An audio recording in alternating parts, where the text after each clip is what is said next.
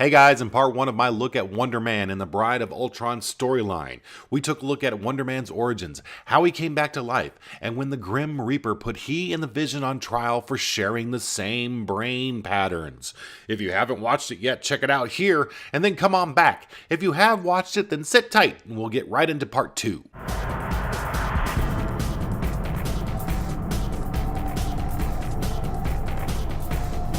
In issue 161, Beware the Ant-Man, it starts out with everybody admiring Wonder Man's new costume, which was designed by the Beast of all people. Now this is just the first in a long line of costumes for Wonder Man, and to be honest, he has not had the best costume choices in the world. His first one, his original one, I liked it, but it was definitely a sign of the time in which it was created, which was in the 60s. This new costume was a little bit too Christmas tree for me, and I've always preferred the red field jacket with the turtleneck and the belt jets. That, I think, is classic Wonder Man. The worst costume, by far, was the one he was sporting in the West Coast Avengers, and that was the even more Christmas tree look with a lot of green, red. He moved his belt jets to his back, these big huge turbines on his back. Ugh, it was just terrible. So later in this issue, Ultron attacks and we see the first signs of Simon's phobia against dying. Iron Man tells Simon to get to the front of the group so he can take the brunt of Ultron's blast, and Simon's like, yeah, sure, I'm on it. Go to the front. Do I have to? The big moment, however, occurs when the Avengers are flying off to Ultron's hideout. He and Thor are together. Thor declares in the only way Thor can, "Avengers, assemble! Death to Ultron! Verily this night we shall avenge our slain comrades, or taste death's bitter cup ourselves." Now everyone thinks Ultron killed the Beast, Captain America, the Scarlet Witch, and the Vision in the previous episode, but in truth, they only put him in a death-like coma. The death-like coma, I'm telling you, it's the worst thing ever in comics. But Simon is impacted by Thor's words. Thor was ready to die for his team. Could Simon do the same? He didn't know. After they have engaged Ultron in battle, Simon realizes this wasn't going to be as easy as he thought it would be. He said he felt empty, as if he was watching himself from the outside. He notices that Thor wasn't scared, so why was he? He's been in battles before, but this one was different. Was it because Ultron hurt him? And thus, if he can be hurt, he could be killed? Simon says softly, "I don't want to die again." It's very, very poignant, and really comes to the heart of exactly what Simon's problem is during the storyline. So all of this causes Simon to slow down, and Ultron takes advantage of it, noticing that Simon does have fear and decides, hey, he would be the easiest target. Now Thor just thinks Simon is play acting and congratulates him on the brilliant maneuver because they were actually able to get the upper hand on Ultron, and ultimately Ultron flew away. After the battle, Simon starts to tell Thor how scared he was, but Thor interrupts him and says that they'll talk later. In issue 164, To Fall by Treachery, Simon is being probed and prodded by the Black Panther, Tony Stark, Yellow Jacket, and the Beast. They state that Simon's cells act like miniature fusion reactors, and in truth, he may be a brand new life form. When he was dead, he was really dormant and undergoing a metamorphosis. So Simon wonders, well, just exactly what am I now? That is a question I don't think they ever really answered. Later, when the Lethal Legion attacked the Avengers at the mansion, Wonder Man decides, I'm going to get in here and prove that I'm not scared, jumps into battle way too early before the rest of the team was ready. He gets punched out by Power Man, who also has basically the same powers as Wonder Man because he got them through the same procedure that Zemo performed on Simon.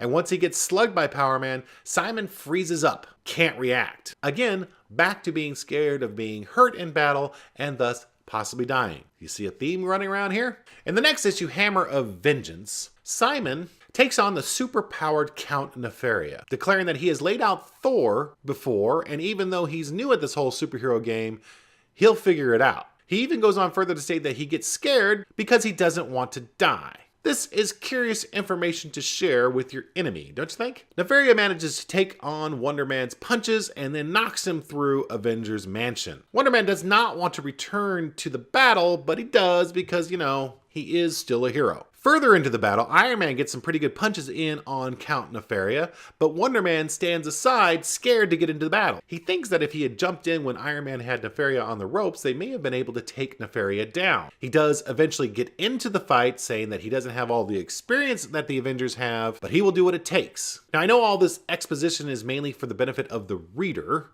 but again, he's announcing to the guy he is opposing about all these weaknesses he has and how scared he is and how inexperienced he is.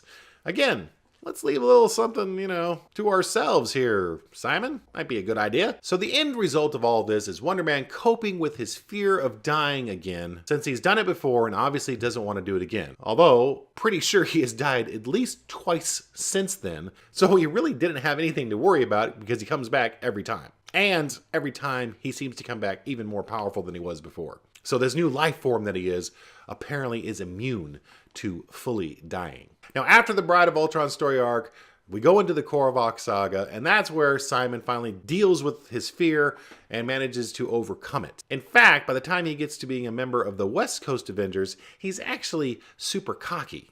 He went in completely the other direction. But just like the Beast, the character of Wonder Man was really defined during this Bride of Ultron story arc, which is why I wanted to pause and take a further look at it. I mean, he had all the power in the world, but none of the confidence in which to use it. This was very strong, a very strong statement, a very strong character subplot going on throughout these issues. It really adds the human touch that Marvel has always been famous for. So that wraps up my thoughts on Wonder Man during the Bride of Ultron story arc. I will, in future episodes, talk about character development as it applies to the Vision, Yellow Jacket, and Captain America and Iron Man. You really wouldn't think there would be so much in one story arc, but hey, this is one of the reasons why the 70s comics were so great. There was a lot of foreshadowing, a lot of character development, and not to mention humongous battles with really evil villains. I mean, what more could you ask for in a comic or just about any other form of entertainment for that matter? So that's it for today. If you got any comments about Wonder Man himself during this particular story arc or just in general, which was your favorite costume? Again, I'm the red field jacket guy. Maybe I'm in a minority, maybe I'm in the majority. I really don't know. Leave a comment below and let me know. Let's start the discussion. In the meantime, I'm Kevin. That was my commentary. We're going to see you next time. It's going to happen. We're going to see you because you're going to come back. And you want to know why you're going to come back? Because you're going to click on that subscribe button. That's right. You're going to subscribe to Kevin's commentary on comics. You're going to do it now because I said please. The magic words. Please? Please? It's at the end of the episode. Every episode I say please. So let's get those subscriptions up. Yeah!